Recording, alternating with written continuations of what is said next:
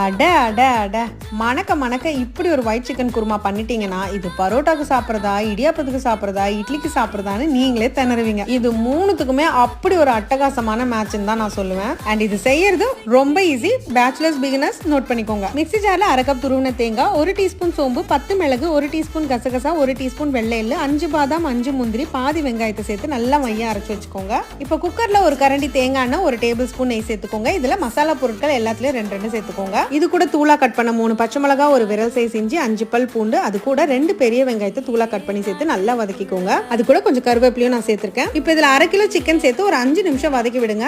அடுத்து 1 டீஸ்பூன் கல்லுப்பு, 2 டீஸ்பூன் தனியாத்தூள், 1/2 டீஸ்பூன் சீரகத்தூள், 1/2 டீஸ்பூன் மிளகுத்தூள் சேர்த்து நல்லா பரட்டி விடுங்க. புளிப்புக்கு நம்ம ஒரு கரண்டி திக்கான தயிர் எடுத்துக்க போறோம். தக்காளி சேர்க்க போறது இல்ல. ஹை ஃபிளேம்ல எல்லாம் சேர்ந்து ஒரு 4 நிமிஷம் வதங்கினதும் நம்ம அரைச்ச தேங்காய் பேஸ்ட் சேர்த்துக்கலாம். இப்போ இதுல 2ல இருந்து 3 கப் தாராளமா தண்ணி ஊத்திக்கலாம். இது ரொம்ப சீக்கிரமே திக்காயிடும்.